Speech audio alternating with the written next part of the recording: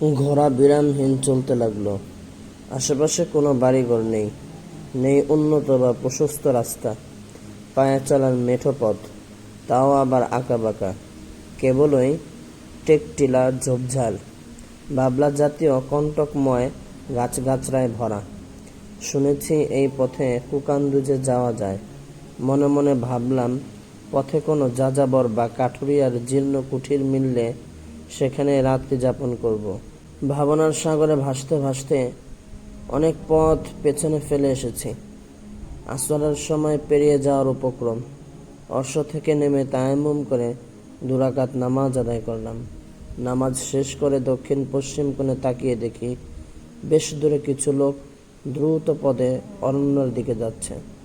তাদের দেখে প্রথমে কাঠুরিয়া মনে হচ্ছিল, ওদিকেই হয়তো তাদের নিবাস। লোকগুলোকে দেখে আমার অন্তরে আশার আলো জ্বলে উঠল। আমি দেরি না করে তাদের দিকে অশ্ব হাঁকালাম। অল্পক্ষণের মধ্যেই তাদের নিকট পৌঁছে গেলাম। গিয়ে দেখি 3টি গাধার পিঠে কিছু মালামাল বোঝাই করে তারা অরণ্য অভিমুখে চলছে।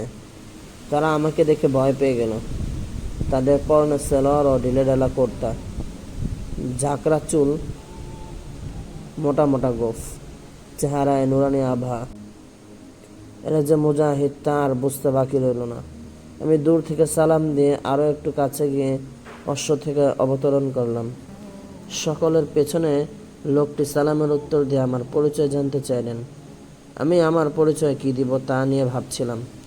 লোকটি আমার অবস্থা দেখে বুঝতে পারলেন আমি আমার পরিচয় দিতে ইতস্ত বোধ করছি। তিনি আমাকে অভয় দিয়ে বললেন, বাবা, তোমাকে এত বিষণ্ণ দেখাচ্ছে কেন?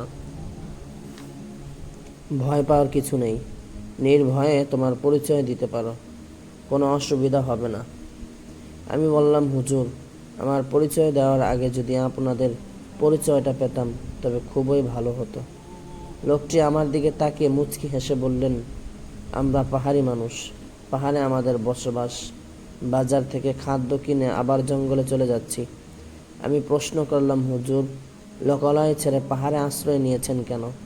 আপনাদের কি কোনো ঘরবাড়ি নেই? আর পাহাড়ে থেকেই বা কী করেন? এখানে তো হিংস্র প্রাণী আর চোর ডাকাতের রাস্তা না। ইদানিং শুনেছি এখানে নাকি আনোয়ার পাশার মুজাহিদ বাহিনী আশ্রয় নিয়েছে। তাহলে আপনারা কি? গাধা চালক বললেন, তুমি দেখছি সবই জানো। তুমি কি কোনো গুপ্তচর বা ডাকাত সর্দার, নাকি মুজাহিদদের কেউ? নয়তো এই বয়সে এত কিছু জানো কি করে? এসব কথোপকথনের মধ্যে হঠাৎ দেখি চোখের পলকে আমার অস্ত্রটা ওদের একজনের হাতে চলে গেছে। আমি বুঝতে পারলাম না কোন কৌশলে কি করে আমার অস্ত্র নিয়ে গেল। আমি হাবার মতো ফ্যালফ্যাল দৃষ্টিতে তাকিয়ে রইলাম। আবার জিজ্ঞেস করলো, তুমি ঘোড়া পেলে কই? এদিকে ঘোড়া নিয়ে আর কাউকে তো আসতে দেখিনি। তোমার আর লোকজন কোথায়? ওরা কি আগে চলে গিয়েছে না পশ্চাতে? এসব প্রশ্নের উত্তর দিতে গিয়ে আমি বললাম, জনাব, আপনি যা ভাবছেন আসলে আমি তা নই। আমি একজন বিপন্ন পথিক। আমার এক সাথীকে খুঁজতে গিয়ে এদিকে চলে এসেছি। আমাকে ক্ষমা করুন। লোকটি অগ্নিশর্মা ধারণ করে আমার দিকে তাকালেন এবং দন্তপাটি কটমট করতে করতে অপর একজনকে বললেন, এখনো দাঁড়িয়ে আছো কেন? জলদি লোকটার হাত পা বেঁধে ফেলো। যা হুকুম তাই হলো। আমার 2টি হাত পিছন দিকে নিয়ে গাদার রশি দিয়ে বেঁধে ফেলল। এই বুঝি প্রাণবায়ু আমাকে ফেলে রেখে সমীরণে মিশে যাবে। আহ, সাইমার দেখা আর হলো না। মাগরিবের নামাজের সময় হয়ে গেল। মনে মনে ভাবছিলাম, হয়তো নামাজ পড়া হবে না। পথিকের কাছে পানি ছিল। তাকিয়ে দেখি একে একে সবাই অজু করে নিচ্ছে। আমি বিনয়ের সুরে বললাম, বন্ধুরা, আমি পিপাসায় কাতর, বুক ফেটে যাওয়ার উপক্রম। আমাকে সামান্য পানি দিলে পিপাসা নিবারণ করব, আর বাকিটুকু দিয়ে উজু করে নামাজ আদায় করব। দলপতি অপরজনকে হাতের ইশারায় পানি দিতে বললেন। একজন এসে আমাকে বন্ধনমুক্ত করে দিলেন। অপরজন 1 বোতল পানি দিলেন। আমি কয়েক ঢোক পানি পান করে বাকি পানি দিয়ে উজু করে নিলাম। আমি যেন পালাতে না পারি সেজন্য একজন পিছনে দাঁড়িয়ে আছে। অজু শেষে জিজ্ঞাসা করলেন, পিপাসা নিবারণের জন্য আর পানির প্রয়োজন আছে কি? উত্তরে বললাম, যদি দেয়া হয়। তিনি আর 1 বোতল পানি দিলেন। আমি সবটুকু পানি পান করে তৃষ্ণা নিবারণ করলাম। সামনে একজন দাঁড়িয়ে মধুর কণ্ঠে কেরাতের মাধ্যমে নামাজ পড়াচ্ছেন। নামাজের সময় আমার দুপার্শ্বে দুজন দাঁড়িয়ে নামাজ আদায় করল। সুন্নত পরে প্রায় 4-5 মিনিট কিছু তাসবিহাত পরে আওয়াবিনও পড়লেন। এরপর আমাকে পূর্বের ন্যায় বেঁধে হাঁটতে লাগলেন। আমি পুরোপুরি ধরতে পেরেছি ওরা মুজাহিদ, কিন্তু বেশি কিছু বলার সাহস সম্পূর্ণ হারিয়ে ফেলেছি। ইস, কি অন্ধকার! দু চোখে কিছুই দেখা যাচ্ছে না। রাস্তার দুধারে শুধু কাঁটা আর কাঁটা। এর মধ্য দিয়ে চলছে এই ক্ষুদ্র কাফেলা। এদের অন্তরে ভয়ের লেশমাত্র নেই। বিরামহীনভাবে চলতে চলতে রাত 11টার দিকে একটি স্থানে আসতেই দূরে তাকিয়ে দেখে ক্ষুদ্র একটি প্রদীপ মিটমিট করে জ্বলছে। প্রদীপটি দেখেই আমার মন সাক্ষ্য দিল, হয়তো ওখানেই হবে ওদের আস্তানা। চলতে চলতে একটি জীর্ণ শীর্ণ বাড়ির আঙ্গিনায় এসে দাঁড়ালাম। ঘর থেকে এক বুড়ো প্রদীপ হাতে বেরিয়ে এলেন। সালাম মুসাফাহ বিনিময়ের পর বুড়ো বললেন, মালামালগুলো গাদার পিঠ থেকে নামিয়ে ঘরে তোলো। তারা রশি খুলে বস্তা কয়টি ধরাধরি করে বয়ে নিয়ে গেল। ঘর আর বাইর একই। ঘরের এক দিক দিয়ে তাকালে অপর দিক কি আছে দেখা যায়। ঘরগুলো লতাপাতায় নির্মিত। বস্তাগুলো যথাস্থানে রাখার পর পানি নিয়ে এলেন হাত মুখ ধুতে বা উজু করার জন্য। বুড়োর খেদমত দেখে আমি খুবই আশ্চর্য হলাম। সবাই হাত মুখ ধুয়ে ঘরে যেতে না যেতেই বৃদ্ধ খানা এনে হাজির করলেন। আমি বুঝতে পারলাম ওরা যে এখানে আসবে সেটা পূর্ব পরিকল্পিত। তা না হলে বৃদ্ধ এত তাড়াতাড়ি খানার ইন্তজাম করতে পারতেন না। ঘরের লোক বুড়াবুড়ি দুজন, খাবার আনা হয়েছে 4-5 জনের। তারা আমার হাতের বন্ধন খুলে পায়ের বন্ধন আরও শক্ত করে দিল। আমাকেও খানা খাওয়ার জন্য বলল। ভাবলাম কথা উপেক্ষা না করে খাওয়াটা ঠিক হবে না, তাই নিজ হাতে 2 টুকরো রুটি আর 1 বাটি ডাল নিলাম। আহারাদি শেষ করে সবাই বৃত্তকারে বসে গেল। বৃদ্ধ লোকটি থালা বাটি ঘরে রেখে এসে মাহফিলে বসলেন। দলপতিকে বাড়িওয়ালা জিজ্ঞেস করলেন, এই যুবককে কোথা থেকে নিয়ে এলেন? তার পরিচয় কি? ওকে এমন করে বেঁধে রেখেছেন যে? দলপতি উত্তর দিলেন, এই যুবক সন্দেহভাজন, মনে হয় বলশেভিকদের চর। তার কথাবার্তা খুবই আপত্তিকর ও সন্দেহমূলক, তাই গ্রেফতার করা হয়েছে। বুড়ো বললেন, এই ভেজাল টেনে লাভ কি? কিছু উত্তম মাধ্যম দিয়ে ঘোড়াটি রেখে পথেই ছেড়ে দিয়ে আসতে, কিন্তু এখন যেহেতু আস্তানে নিয়ে এসেছ তো ছাড়া যাচ্ছে না। দলপতি বললেন, এতটুকু সময় আমাদের হাতে ছিল না। তাছাড়া তখন এই বুদ্ধিও মাথায় আসেনি। আবার এটাও ভাবলাম যে এর থেকে অনেক তথ্য উদ্ধার করা যাবে। তারপর রাখা না রাখা বিবেচনা করে দেখব। আগে গোপন তথ্য ও গোপন পরিকল্পনা জেনে নেই। অপর এক সাথী বললেন, আমরা তো এখনও এশার নামাজ পড়িনি। একটু পরে মাকরুহ ওয়াক্ত হয়ে যাবে। চলুন নামাজ আদায় করে পরামর্শ করি। দলপতি কাতার বন্দী হয়ে দাঁড়ানোর নির্দেশ দিলেন। একজন আমার পায়ের বন্ধন খুলে দিলেন। একজন ইমামের মুসল্লায় দাঁড়ালো। অপরজন একামত দিতে উদ্যত। এমন সময় একজন ভর্ৎসনা করে বললেন, হুজুরও দেখি পাক্কা মুসল্লি, তাকে ইমামতি করতে দিন। দলপতি মুচকি হেসে পিছনে এসে দাঁড়ালেন। তাই তো বুজুর্গ লোক পেছনে রেখে নামাজ পড়ানোর শক্ত বেয়াদবি হবে। যান হুজুর, নামাজ পড়ান। এই বলে আমাকে ঠেলে ইমামের মুসল্লায় দাঁড় করিয়ে দিলেন। আমিও কিছু না বলে একামতের নির্দেশ দিলাম। সবাই অবাক হয়ে আমার দিকে তাকিয়ে রইল। আমি জীবনের শেষ নামাজ মনে করে বিগলিত কণ্ঠে কেরাত পড়তে লাগলাম। প্রথম রাকাতে সূরা ফাতিহার পর সূরা আল ইমরানের 25 নং আয়াত থেকে 28 নং আয়াত তেলাওয়াত করলাম, যার অনুবাদ নিম্নরূপ, বলুন, হে আল্লাহ, তুমি সর্বভৌম শক্তির অধিকারী। তুমি যাকে ইচ্ছা রাজ্য দান করো এবং যার কাছ থেকে ইচ্ছা রাজ্য ছিনিয়ে নাও, এবং যাকে ইচ্ছা সম্মান দান করো আর যাকে ইচ্ছা অপমানে পতিত করো। তোমারই হাতে রয়েছে যাবতীয় কল্যাণ। নিশ্চয়ই তুমি সর্ববিষয়ে ক্ষমতাশীল। তুমি রাতকে দিনের ভিতর প্রবেশ করাও এবং দিনকে রাতের ভিতর, আর তুমি জীবিতকে মৃতের ভিতর থেকে বের করে আনো এবং মৃতকে জীবিতের ভিতর থেকে বের করে আনো। তুমি যাকে ইচ্ছা বেহিসাব রিজিক দান করো। দ্বিতীয় রাকাতে সূরা ফাতিহার পর সূরা হাশরের শেষ 3 আয়াত তেলাওয়াত করলাম। এটা জীবনের শেষ রাকাত মনে করে যত সুন্দর সম্ভব পড়তে চেষ্টা করলাম। আল্লাহর সানা সিফাত বর্ণনা করতে গিয়ে প্রেম সাগরে তুফান আরম্ভ হলো, তাই কেঁদে কেঁদে পাঠ করছিলাম। নামাজের মধ্যেই পেছন থেকে কান্নার সুর শুনতে পেলাম। এভাবে 2 রাকাত নামাজ শেষ করে আল্লাহর দরবারে আখেরি প্রার্থনা জানালাম।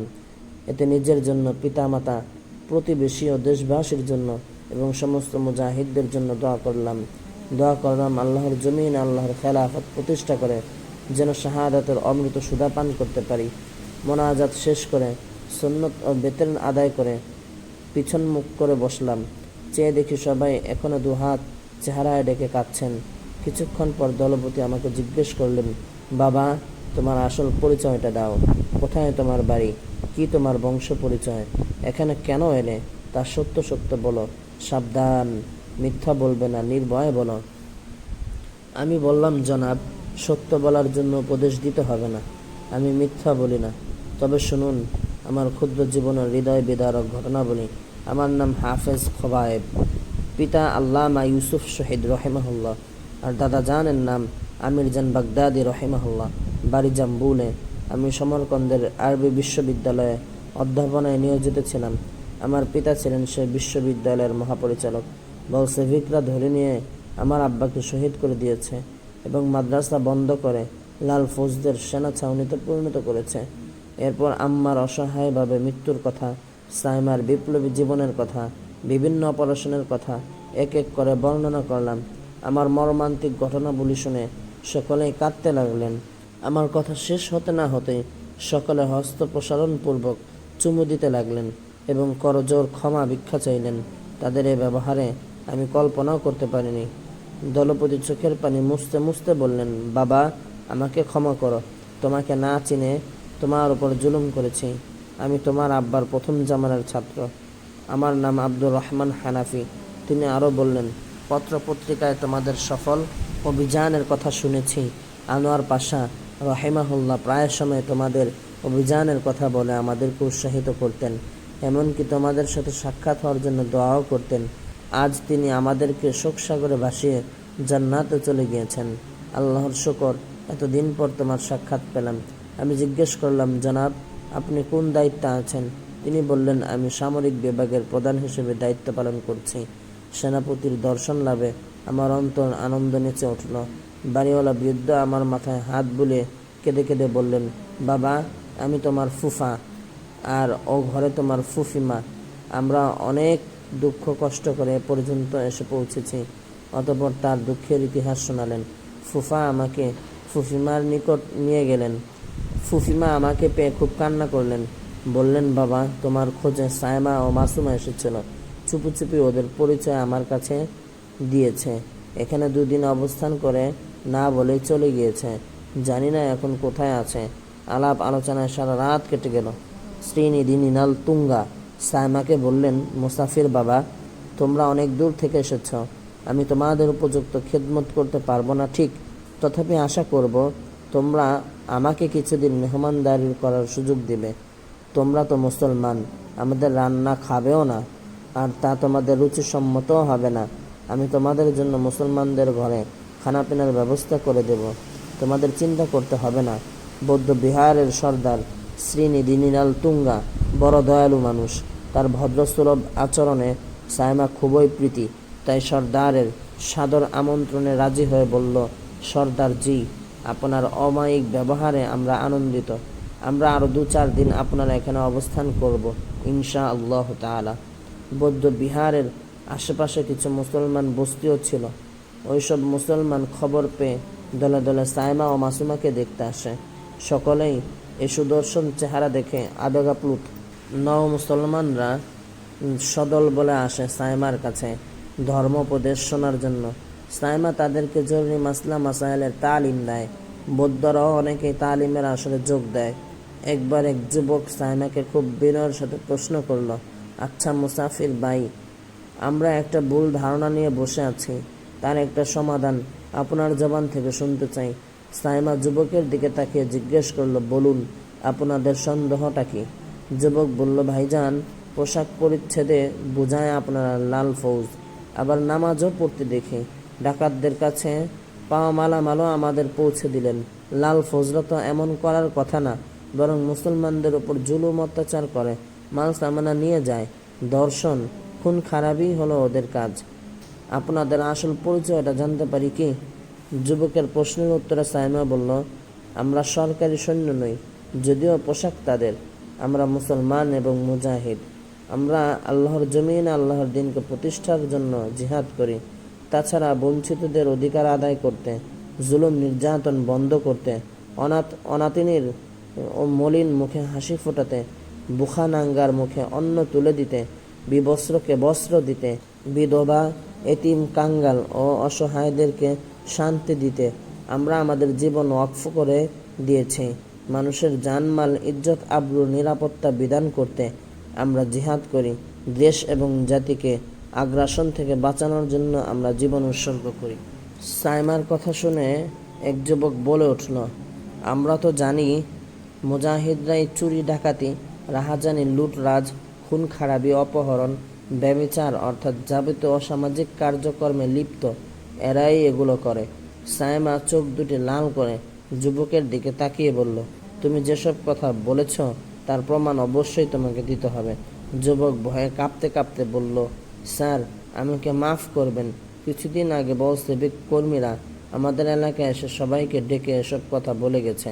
তারা এও বলেছে যে ওদেরকে যেভাবেই পারো ধরিয়ে দেবে, তাতে রাষ্ট্রীয় পুরস্কার পাবে। তাছাড়া আমাদের এলাকায় প্রতি রাতেই কোনো না কোনো বাড়িতে বা রাস্তাঘাটে চুরি ডাকাতি হচ্ছে, অপহরণ হচ্ছে। তারা ডাকাতি করার সময় বলে, আমরা মুজাহিদ, যা আছে দিয়ে দে। মাঝে মধ্যে কাগজও লিখে যায়। যুবকের কথায় সাইমা গভীরভাবে চিন্তিত হয়ে পড়ে। মাসুমা সাইমাকে বলল, আপু, এবার আমার বুঝে এসেছে কারা এসব অপকর্ম করে মুজাহিদদের বদনাম ছড়াচ্ছে। ওরাই বলসেভিক, কমিউনিজমের কর্মী। জনমনে বিভ্রান্তি ছড়ানোর জন্য, মুজাহিদদের ভাবমূর্তি নষ্ট করার জন্য পরিকল্পিতভাবে তারা এগুলো করছে। সাইমা মাথা নেড়ে বলল, তোমার ধারণা সম্পূর্ণ সত্য। সাইমা উপস্থিত জনতাকে লক্ষ্য করে বললেন, ওহে লোক সকল, আপনারা প্রতিনিয়ত নির্যাতিত হচ্ছেন বলসেভিক দুশ্মনদের হাতে। আবার তারা মিথ্যা, বানোয়াট ও কাল্পনিক সংবাদ ছড়িয়ে আসল সত্য ধামাচাপা দিচ্ছে। বিভ্রান্তির ধূম্রজালে আপনারা আটকা পড়ে আছেন। সে আরও বলল, হে যুবক ভাইয়েরা, তোমরা আজ খেলাধুলায় মেতে আছো, আনন্দ ফুর্তিতে মূল্যবান সময় নষ্ট করছো। তোমাদের মুসলিম ভাই বোনেরা জিন্দাখানায় শৃঙ্খলাবদ্ধ।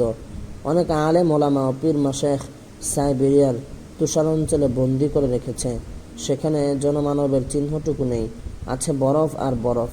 সন্তান হারা জননীর বুক ফাটা চিৎকার, স্বামী হারা নারীর আর্তনাদ, এতিম অসহায়ের আহাজারি প্রতিদিন শুনতে হচ্ছে।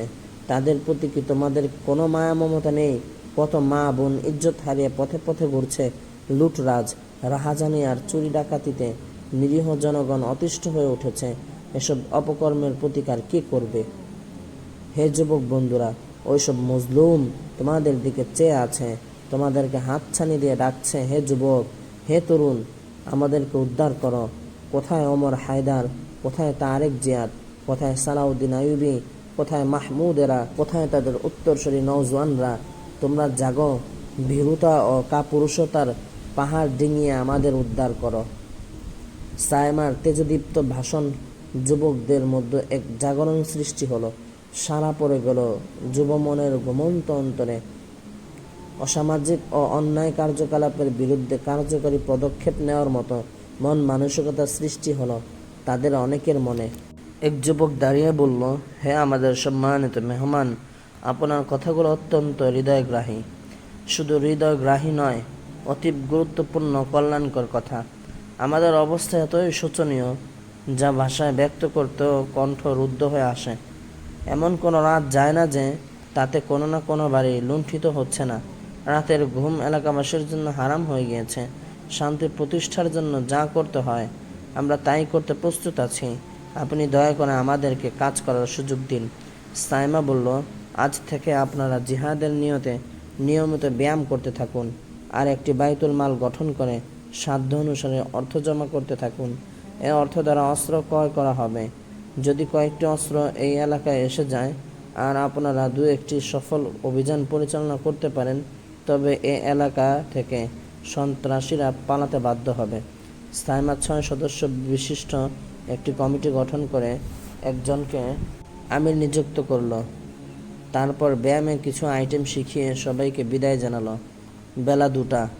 সাইমা মাসুমাকে নিয়ে সর্দারজির মেহমানখানায় এসে খানাপিনা সেরে নামাজ আদায় করে একটু বিশ্রাম নেওয়ার জন্য খাটে শুয়ে পড়ল। অল্পক্ষণের মধ্যেই ঘুম এসে উভয়কে অচেতন করে দিল। বিকাল 4টায় ঘুম ভেঙে গেল। গাত্রোত্থান করে আসর নামাজের জন্য তৈরি হলো। সাইমার অন্তরে শান্তি নেই। নৈরাশ্যর উর্মিমালায় সাঁতার কাটছে যেন। কুলকিনারা নেই। ক্ষণে ক্ষণে অন্তরের গভীর থেকে বেরিয়ে আসছে দীর্ঘশ্বাস। মাসুমা সাইমার মলিন বদন অবলোকন করে বিভিন্ন প্রলোভনের মাধ্যমে সান্ত্বনা দেওয়ার চেষ্টা করছে, কিন্তু কোনো মতেই সাইমার সুন্দর মুখের মলিনতা দূর হচ্ছে না। মাসুমার অন্তরেও দুঃখের অবধি নেই। তারপরও মাসুমার প্রচেষ্টা চালিয়ে যাচ্ছে। মাসুমা সাইমাকে প্রবোধ দিতে গিয়ে বলল, আপু, ওই দেখুন, কুকান্দুজের বনভূমি ও জাবালার পর্বত শৃঙ্গ কত সুন্দর, কত মনোরম। চলুন না, এক শুভ বিকেলে ওই দিকে একটু ঘুরে আসি। যাবেন আপু? ওই দেখুন কত সুন্দর সুন্দর পাখি ডানা মেলে ঝাঁকে ঝাঁকে উড়ে বেড়াচ্ছে। শুনুন না ওদের কলকাকলি কত মধুর, কত মন মাতানো। আহ, অমন করে যদি আমরা দুজনে উড়ে বেড়াতে পারতাম, ইস, কি মজাটাই না হতো, তাই না বোন? চলো না, এ পরন্ত বেলায় ওদিক থেকে একটু ঘুরে আসি। যাবে আপু? সাইমা মৃদু হেসে বলল, তোর জ্বালায় আমি একটু নীরবে বসে চিন্তাও করতে পারবো না। তুই আছিস শুধু মানুষের জ্বালা বাড়ানোর ধান্দায়। এ অবেলায় ওদিকে ঘুরতে যাবি কেন? জানিস না ওখানে সাপ বিচ্ছু হায়নাদের বসবাস? দুদিন আগে না গিয়েছিলাম, দেখেছিস না মজাটা? এ অসময়ে আবার বনে বনে বেড়াতে চাস? দেখ না পাহাড়ে পাহাড়ে কেমন আঁধার নেমে আসছে। মাগরিবের আগে তো ফিরে আসা যাবে না। তবে চল সামান্য ঘুরে আসি। এই বলে একে অপরের হাত ধরে ধীরগতিতে কুকান্দুজের দিকে হাঁটতে লাগলো। সাইমার মুখে হাসি নেই, আছে শুধু চিন্তা। সামান্য কিছু দূর গিয়ে একটি টিলার ওপর গিয়ে বসল। চারদিক সবুজ শ্যামলের মাতামাতি, স্নিগ্ধ সমীরণ বইছে, শরীর জোড়াচ্ছে, পাখিরা গান গাইছে।